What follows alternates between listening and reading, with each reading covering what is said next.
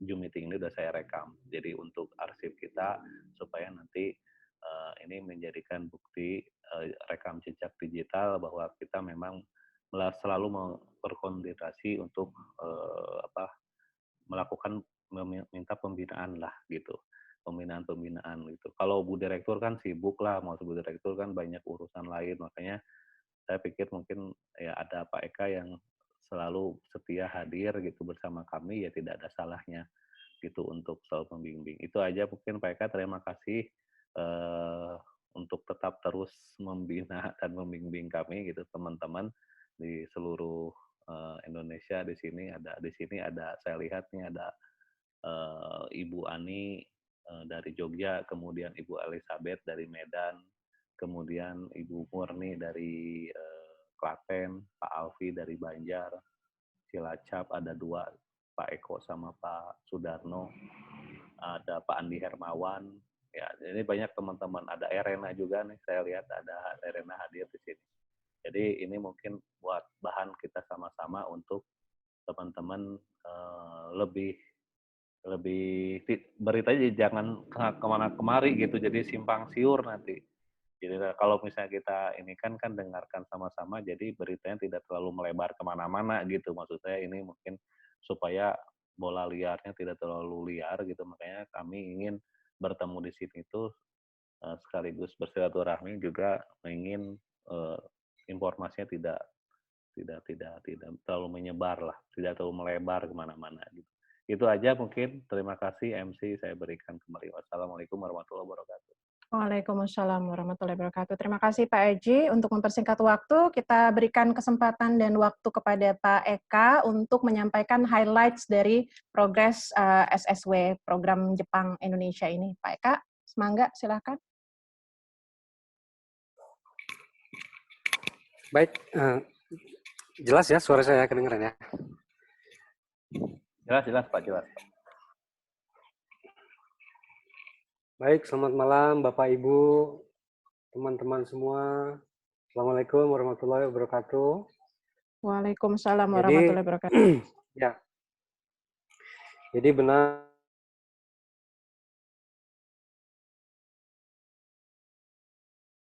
saya mengapresiasi juga sih kami harapkan dari tim kami juga di BP2MI. Oke, to the point saja, artinya terkait dengan progres data. Sore tadi memang pagi tadi kami melakukan rapat di internal kami, terus ada informasi terkait hasil seleksi. Hanya saja siapa nama-namanya itu kami belum dapatkan, tapi kami sudah dapat informasinya, mungkin besok akan dikirimkan. Sejumlah data yang masuk itu ternyata hanya 817 Pak Indra. Dari 800 sekian, 90 sekian yang masuk ke saya short, ternyata di sana banyak double data. Jadi saya short, lalu pihak Koba crossover lagi, ternyata sampai di angka 817. Dari 817 itu, yang terdata, yang mendaftar, itu sekitar 294 peserta. Nah, dari 294 peserta, itu yang lulusnya 241. Sisanya 53. 53 itu dinyatakan tidak lulus. Nah, terkait dengan hasil ini, saya tidak bertanya yang lulus, saya bertanya ini yang tidak lulus kenapa? Nah, seperti itu. Jadi jawaban mereka, saya juga tidak mengintervensi, ini mungkin kebijakan tim seleksi dari teman-teman Koba. Jadi alasannya mereka tidak lulus tes wawancara dan tes tertulisnya tidak memenuhi standar kriteria yang mereka harapkan. Yang lebih seperti itu, pendalamannya mungkin nanti akan kami gali lagi, apakah mungkin yang tidak lulus ini punya kans untuk ikut lagi sampai mereka lulus, atau bagaimana nanti kontinuitasnya kita informasikan bagaimana sekiranya bisa teman-teman Bapak Ibu bisa mendapatkan informasinya. Terus terkait dengan yang Pak Aji sampaikan yang kedua, saya poin per poin atau saya bicara langsung aja Ibu moderator Mbak Indah, gimana kira-kira ini? Saya bicara semua aja dulu ya. Boleh semua aja dulu biar Pak, general nanti all baru package. terakhir tanya jawabnya. Oke. Ya. Oke. Untuk poin kedua yang saya catat di sini adalah kesempatan sebetulnya. Di mana dalam prosesi wawancara memang ditanyakan apakah Anda berminat atau kurang lebih seperti apa gitu ya. Tapi intinya adalah jika ada kesempatan untuk memenuhi peluang kerja care worker, apakah saudara berminat? Mungkin seperti itu. Dan mungkin ada peserta yang menjawab ya atau tidak. Gitu. Di sisi lain sebenarnya kalau dari sisi interview mungkin juga profesional di sini, banyak juga interviewer di sini, gimana caranya melihat kondisi, mengkaji potensi kan seperti itu. Mungkin yang diharapkan dari pihak Koba mungkin ingin melihat anak-anak ini ingin bekerja, itu yang utama dulu. Terkait dengan skill yang mereka punya, tentu itu akan mengikuti, tapi mungkin di sini peminatan awal yang jadi kriteria penilaian. Terkait dengan kemarin yang kita juga sempat diskusi dengan Mbak Indah juga, Pak Haji, teman-teman, anak-anak yang tidak lulus, maksud saya anak-anak yang yang terlanjur menjawab tidak berminat untuk sektor care worker ini kesehatan, itu diklarifikasi ternyata mereka masih bisa dapat kesempatan untuk kalau mereka changing their mind kalau bahasanya Mbak Indah gitu, terus mereka mau lagi untuk ikut, itu pihak Koba membuka, artinya memberikan kesempatan untuk mereka yang berminat. Kenapa Pak? Jadi gini, ketika kita sudah mendapatkan certificate of eligibility bahwa kita sudah layak berangkat ke Jepang dalam status pekerja di program ini, specified skill worker, artinya kita sudah bisa mendapatkan kemungkinan 14 sektor lainnya yang Jepang buka untuk program ini. Bahkan kemarin saya juga sampaikan seorang welder saja diterima, ternyata bisa untuk ikut seleksi care worker. Apalagi betul sekali Pak Haji, saya juga paham ya, walaupun saya belum pernah 8 tahun seperti Pak Haji gitu di kapal gitu. Tapi at least basically saya tahu terkait dengan ilmu kepariwisataan, hospitality dan segala macam. More or less services itu hal yang sama, kecuali produk, betul kata Pak Haji.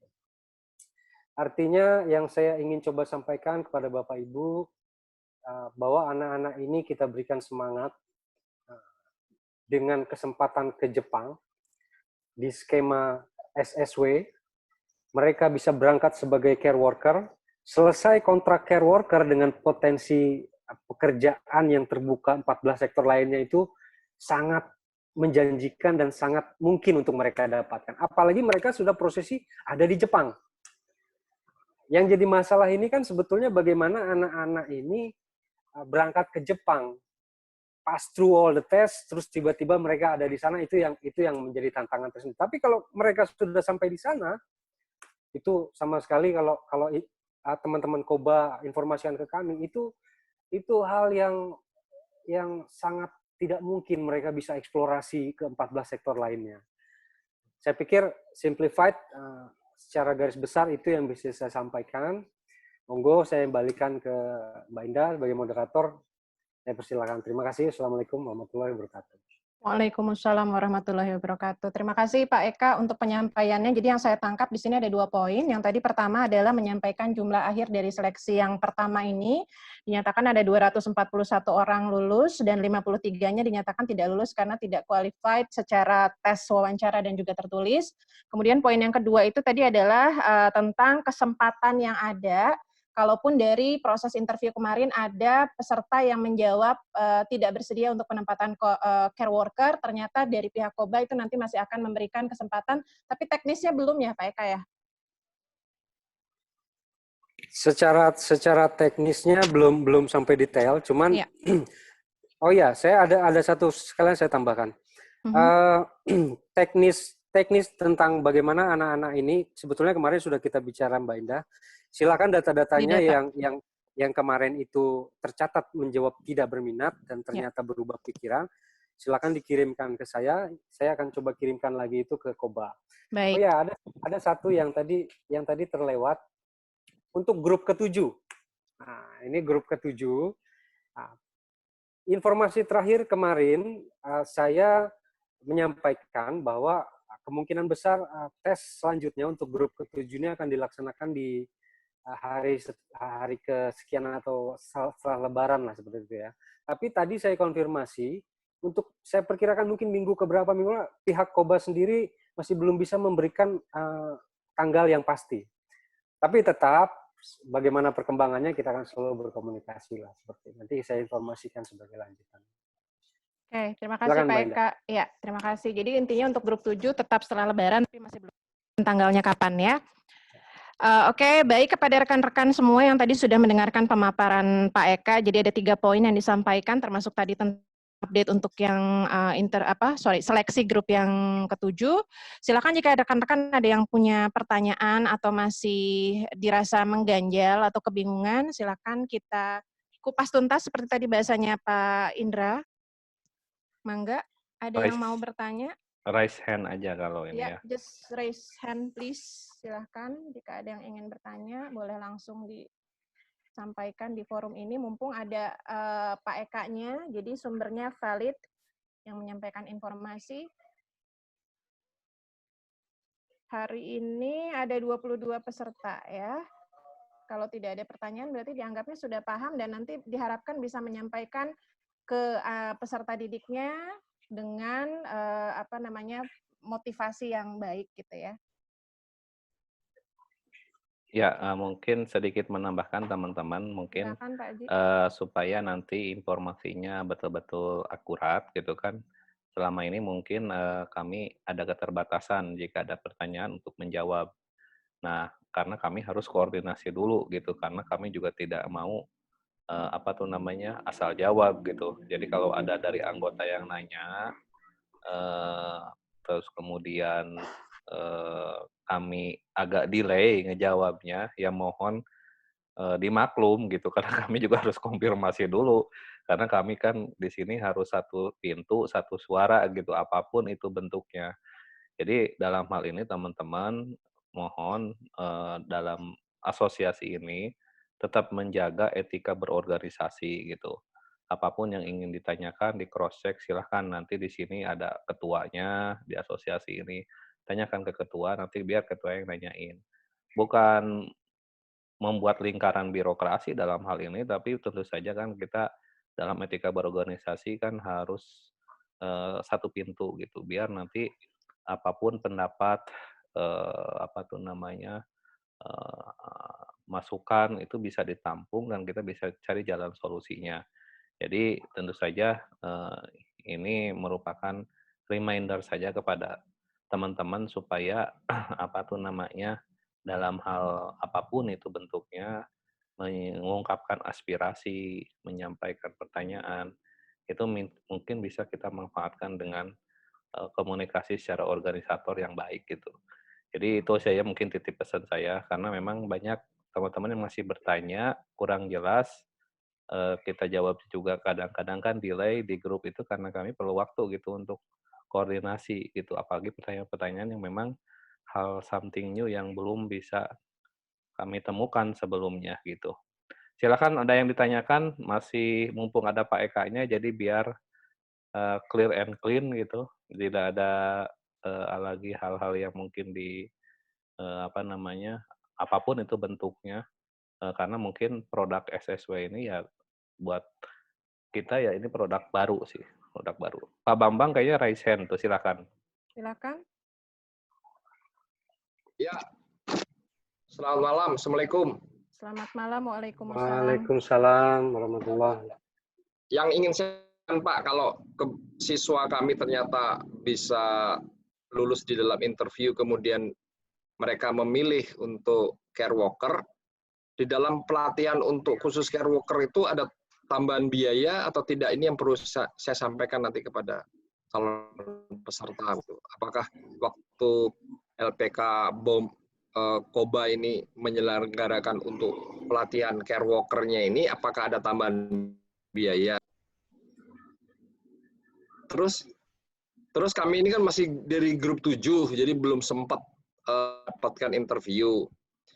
Kemudian itu yang kedua, yang ketiga itu eh, tidak adanya pengalaman kerja ini nanti menjadi masalah tidak, Pak?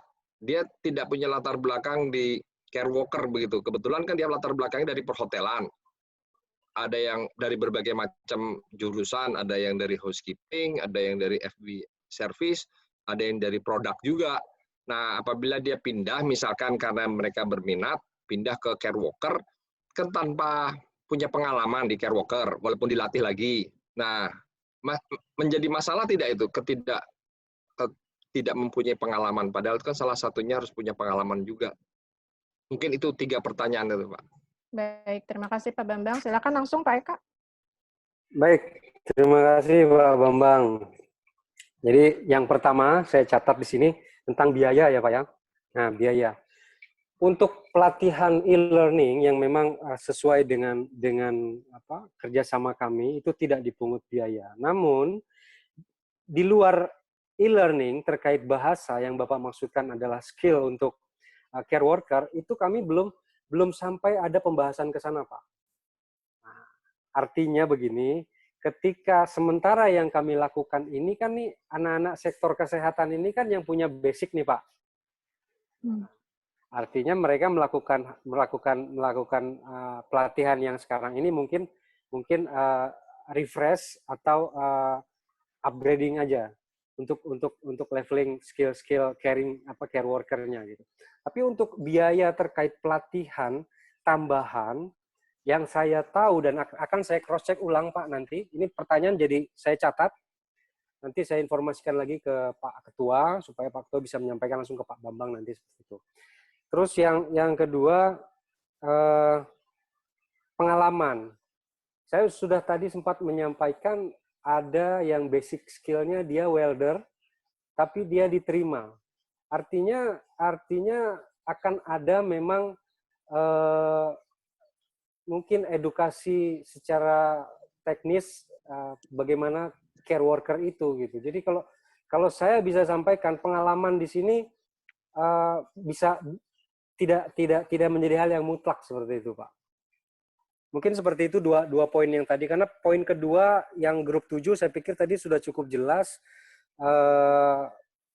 untuk pelaksanaannya, dan mungkin teknis pertanyaannya juga mungkin bisa teman-teman atau peserta yang sudah pernah ikut untuk ditanyakan. Mungkin seperti itu. Pak Bambang mungkin. Oke, Pak Bambang bisa sudah dipahami ya Pak ya? Oke. Bisa dipahami. Terima kasih. Ya, terima kasih. Ada lagi dari rekan-rekan mungkin yang ingin mengajukan pertanyaan? Silakan diberikan kesempatan dan waktunya. Bu Diah raise hand, silakan. Bu Diah, mangga. Ya, terima kasih. Maaf, saya baru gabung, jadi tidak menyimak dari awal. Hanya ada beberapa yang ingin saya tanyakan. Ini juga berdasarkan dari siswa kami yang menanyakan. Ini kan untuk perhotelan. Nah, nanti pada saat penempatan di Jepangnya, kalau nanti nih keterima, itu di bagian mana kira-kira?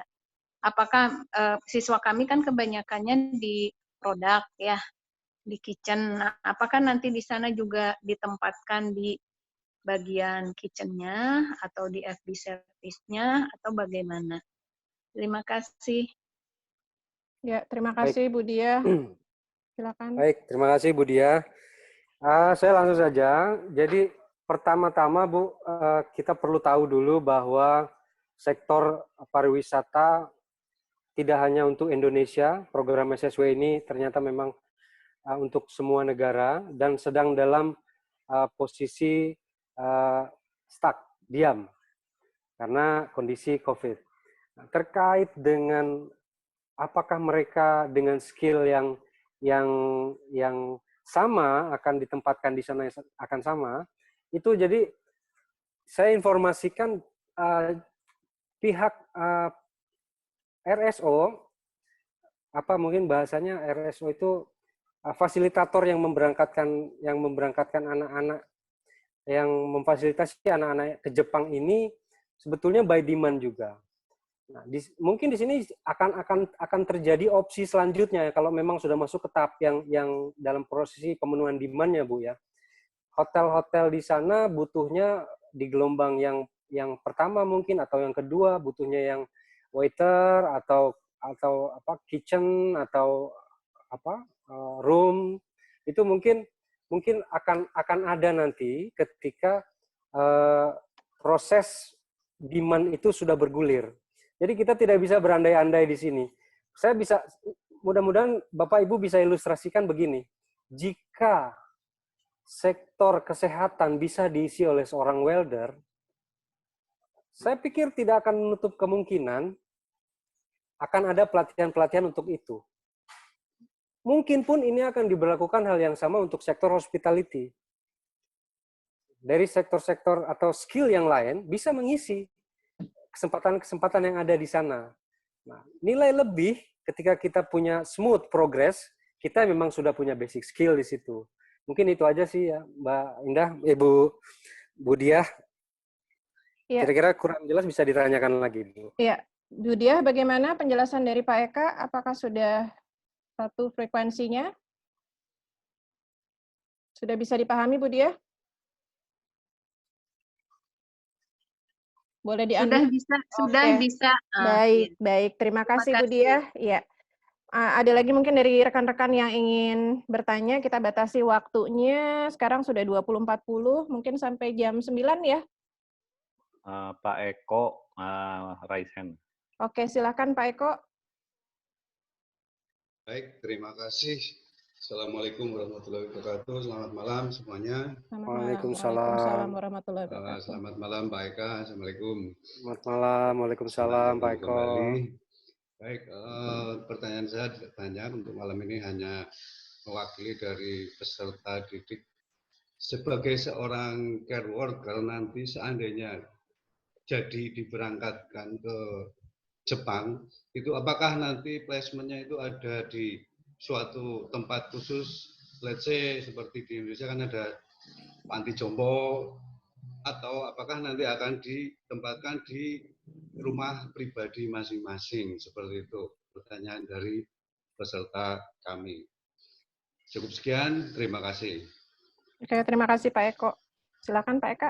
Baik, saya langsung saja. Informasi yang sementara kami terima, Pak, bahwa memang ada dua opsi itu betul. Bisa di rumah, bisa di panti jompo. Tapi sepanjang ini kami menerima informasi bahwa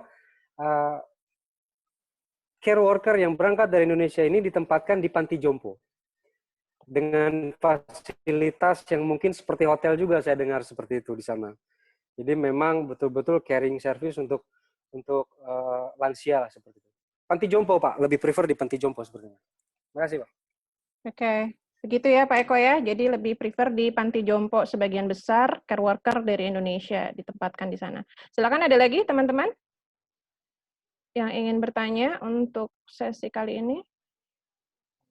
Kalau nggak ada, silakan aja disimpulkan Pak Eka. Iya.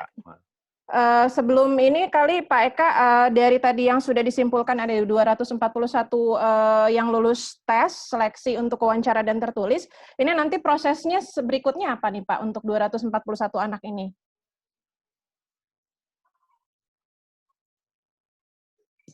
Baik.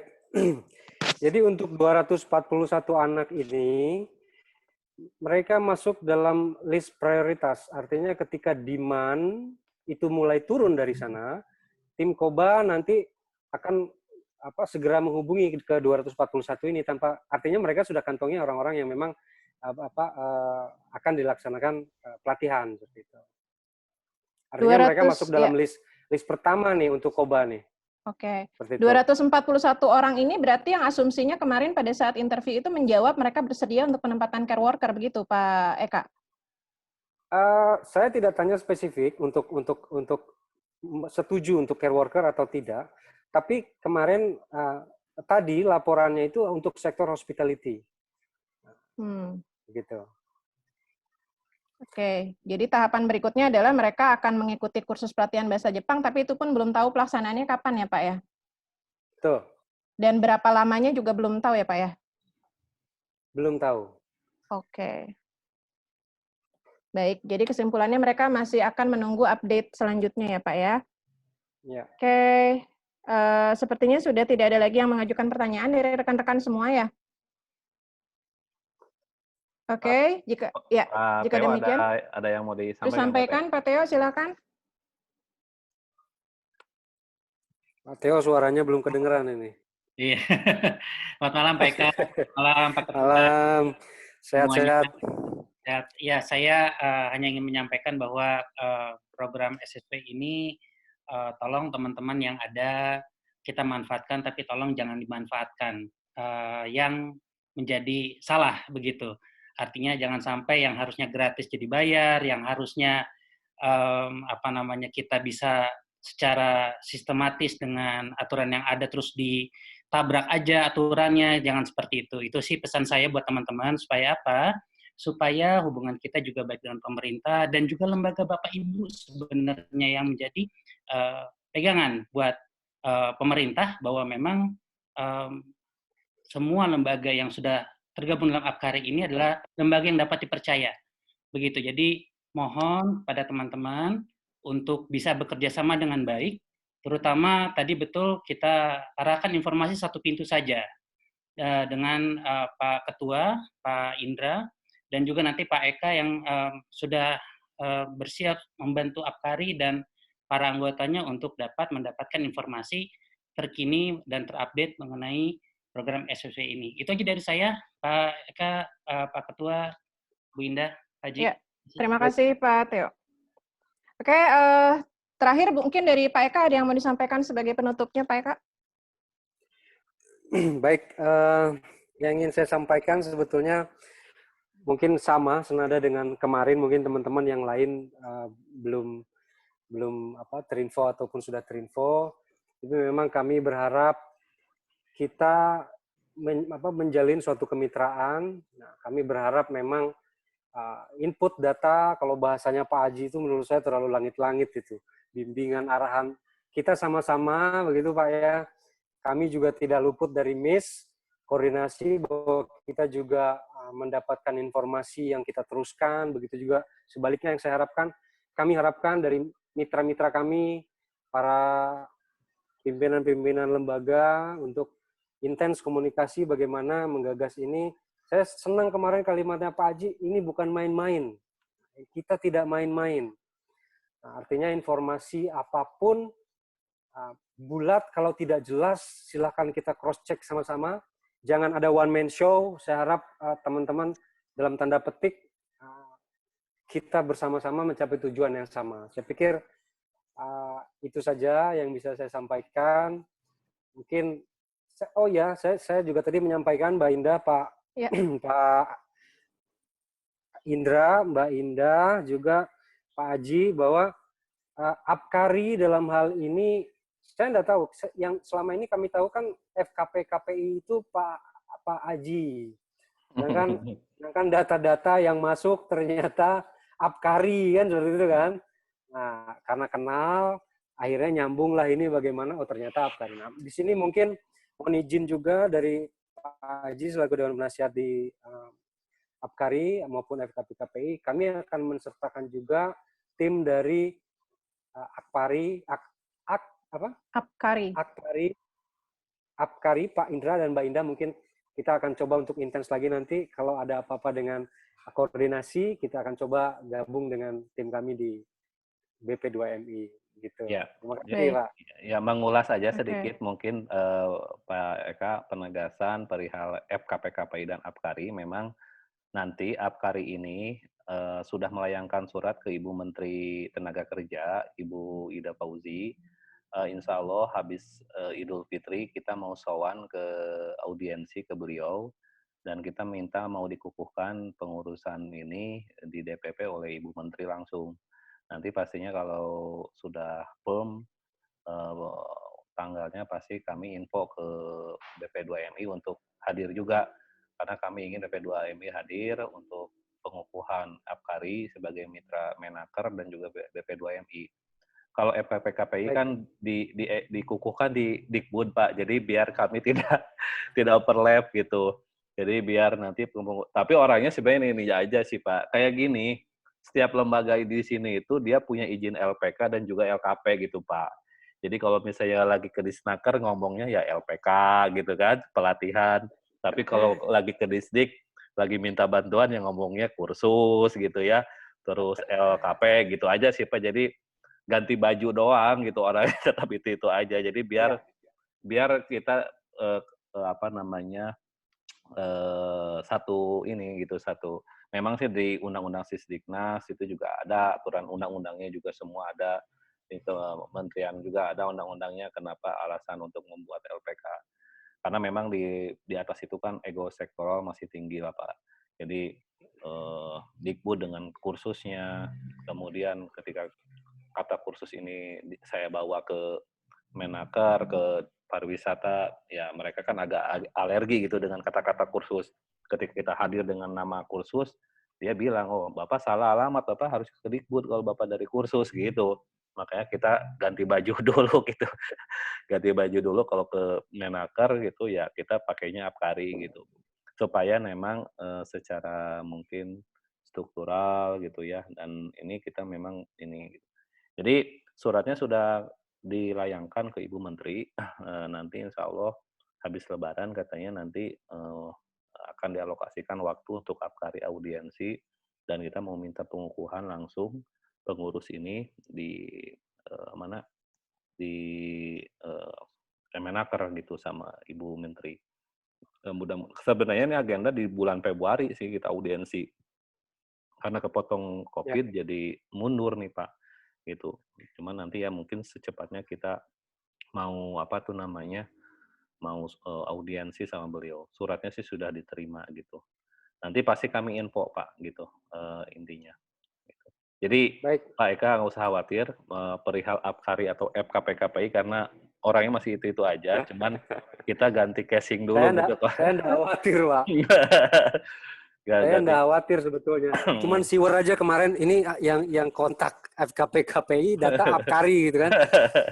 Mana lagi saya dapat data hasil seleksi grouping Binalatas lagi dari Koba. Ini saya jadi simpang siur ini kadang-kadang saya mesti asumsikan sendiri seperti itu. Tapi ngomong-ngomong tadi saya lihat di situ Pak Darno beraninya cuma chat doang gitu di situ misalnya. Itu mungkin sinyalnya berani ngomong tetap di perhotelan. Pak Darno masih standby nggak Pak Darno?